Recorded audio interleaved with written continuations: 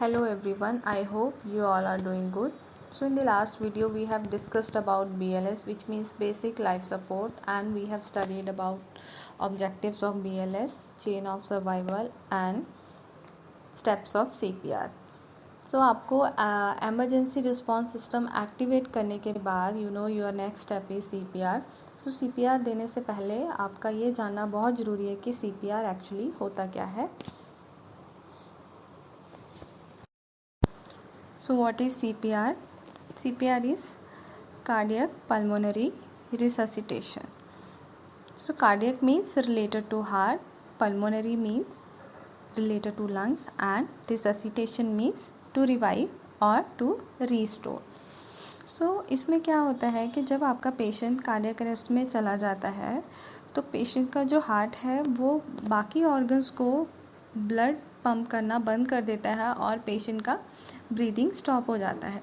तो CPR is the only option कि आप अपने हार्ट और लंग्स के फंक्शन को अगर आपको वापस लाना है, अगर आप चाहते हैं कि बाकी ऑर्गन्स को ब्लड सप्लाई होती रहे, हम पेशेंट के ब्रेन को डैमेज होने से बचा रहे, तो इमीडिएटली हमें क्या करना होता है, CPR के साथ स्टार्ट करना होता है, जिसमें कि हम कंप्रेशन देते हैं, 30 कंप्रेशन देते हैं पेशेंट को और 2 रेस्क्यू ब्रेथ देते हैं, जिसके बारे में हम ऑलरेडी डिस्कस कर चुके हैं स्टेप्स ऑफ CPR में. सो CPR ऑलरेडी मैंने बता दिया है आपको. So it is a combination of rescue breathing and chest compression. 30 chest compression and 2 rescue breath हम देते हैं जब आपका पेशेंट कार्डियक रेस्पिरेटरी अरेस्ट में चला जाता है. So when cardiac arrest occurs, the heart stop pumping blood and breathing, as I have told you. CPR support blood flow to the heart and brain to buy time until normal heart and lung functions are restored. Next is who can do CPR. Anyone can do CPR. People from non-medical background can also perform CPR on a collapsed victim. So CPR is as easy as CAB. CAB means compressions, then A means airway and B means breathing. So before performing chest compression, you should know where you have to place your hand, because your hand placement should be correct. So इसके लिए आपको क्या करना है, आपको अपने हाथ का जो हील है वो चेस्ट के सेंटर में रखना है और उसके ऊपर अपना दूसरा हाथ लेकर आना है. देन आपको अपनी फिंगर्स को इंटरलॉक कर लेना है और आपकी आर्म्स जो है वो बिल्कुल स्ट्रेट होनी चाहिए, कहीं से भी बेंड नहीं होना चाहिए, और आपका जो पूरा बॉडी का वेट है वो आपके शोल्डर पर आना चाहिए, सो दैट आप पेशेंट को, कोलैप्स्ड विक्टिम को आप अफेक्टिवली कंप्रेशन दे सकें, आपके चेस्ट कंप्रेशन अफेक्टिव हो सके. देन एक तरीका इसका और भी है कि जो लोग नॉन मेडिकल बैकग्राउंड से हैं उनको ईज़िली नहीं पता चल रहा है कि वो उनको कंप्रेशन कैसे देना है, तो उसके लिए आप लोग क्या कर सकते हैं, you can draw an imaginary line जो 2 निपल्स लाइन को मिला रही हो, और just below the nipple line आप अपने हैंड्स का प्लेसमेंट रख सकते हैं.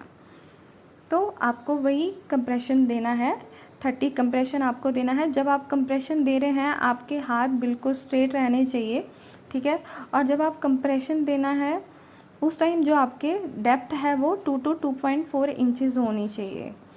और रेट कितने रेट पे देना है आपको, 100 to 120 पर मिनट. 1 मिनट में आपके 100 से लेकर 120 कंप्रेशन आपके होने.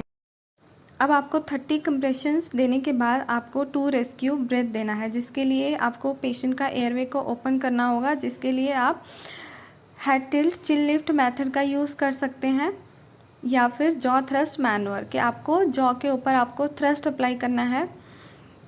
और अगर आपको लग रहा है कि पेशेंट को स्पाइनल इंजरी सस्पेक्टेड है तो आपको पेशेंट का head tilt chill lift method use नहीं करना है, आप पेशेंट को के लिए जॉ थ्रस्ट मैनुअर का यूज़ कर सकते हैं. और जब भी आप पेशेंट का एयरवे ओपन करते हैं तो आपको पेशेंट के माउथ के अंदर अपना फिंगर नहीं डालना है, क्योंकि हो सकता है कि पेशेंट के एयरवे के अंदर अगर कुछ ऑलरेडी सॉलिड मटेरियल है जिसकी वजह से उसका एयरवे ब्लॉक हो गया है, तो जैसे ही आप फिंगर डालेंगे तो ये भी चांसेस हो सकते हैं कि वो और अंदर हो जाए, अंदर चला जाए और पेशेंट का एयरवे और ऑब्स्ट्रक्ट हो जाए. तो इसलिए हमें कभी भी अपना फिंगर अंदर डाल के चेक नहीं करना है. अब 30 चेस्ट कंप्रेशंस देने के बाद आपको 2 रेस्क्यू ब्रेथ देना है, जिसके लिए अगर तो आपकी कोई फैमिली में है तो आप माउथ टू माउथ ब्रीदिंग दे सकते हैं उनको। तो उसके लिए आप पेशेंट के माउथ के ऊपर हैंकी या कोई दुपट्टा रख सकते हैं एक कवरिंग के लिए।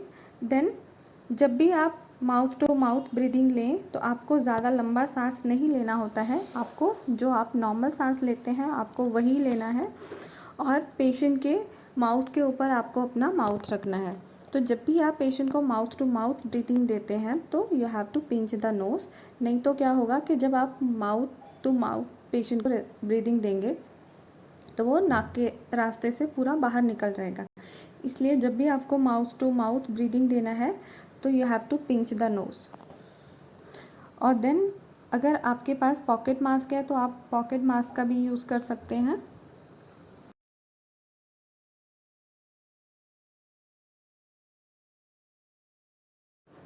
Next is defibrillation. डिफिब्रिलेशन क्या होता है? डिफिब्रिलेशन एक एमरजेंसी ट्रीटमेंट है जो कि वेंट्रिकुलर फिब्रिलेशन को ट्रीट करने के लिए किया जाता है, जिसमें हम डिफिब्रिलेटर का यूज़ करते हैं, ऑटोमेटेड एक्सटर्नल डिफिब्रिलेटर। जब आप एमरजेंसी रिस्पॉन्स सिस्टम को एक्टिवेट करते हैं तभी आपको उनको बोलना होता है कि प्लीज़ आप ऑटोमेटेड एक्सटर्नल डिफिब्रिलेटर लेकर आएँ, सो दैट जब तक आप कंप्रेशन दें, आपको लग रहा है कंप्रेशन देने के बाद भी पेशेंट का जो हार्ट बीट है, नॉर्मल हार्ट रेट रीस्टोर नहीं हो रहा है, तो हम पेशेंट को उसकी नॉर्मल हार्ट रेट को, उसकी नॉर्मल हार्ट बीट को रीस्टोर करने के लिए हम क्या करते हैं, हम उसको शॉक डिलीवर करते हैं।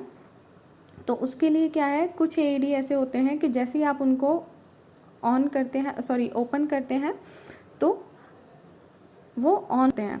तो उसमें आपको पैड की प्लेसमेंट पता होना चाहिए कि आपको पैड कहाँ अटैच है। आपको हमेशा पैड को अटैच करना है पेशेंट के बेयर चेस्ट के ऊपर। तो फर्स्ट आपको प्लेस करना है 1 pad on the right side of the chest just below the collar bone. So आपको राइट साइड में करना है, जो आपकी कॉलर बोन है उसके जस्ट नीचे करना है, और जो आप सेकंड पैड है उसको आपको करना है on the lower left side of the chest.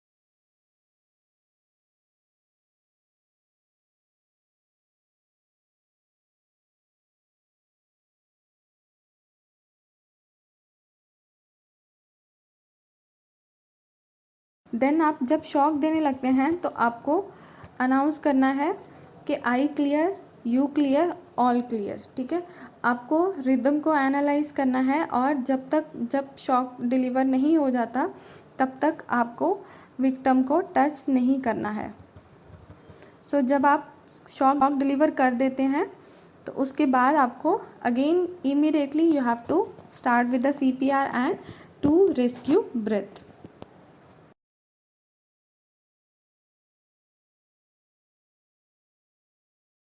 Next is if victim starts to breathe normally then place in a recovery position. अगर आपको लगता है आपका पेशेंट ब्रीथ करना स्टार्ट कर दिया है तो आपको उसको रिकवरी पोजीशन में रखना होता है। तो ये वाला पोजीशन जिसमें आप देख पा रहे हैं, so this is the recovery position.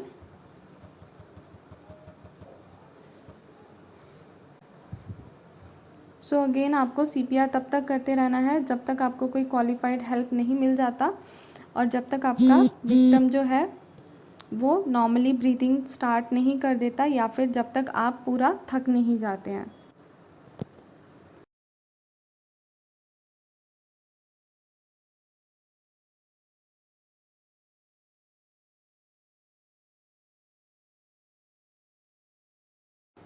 I hope आपको ये वीडियो अच्छा लगा होगा और आपको समझ भी आ गया होगा। So will meet you in the next video. Till then, stay safe, stay healthy, bye bye.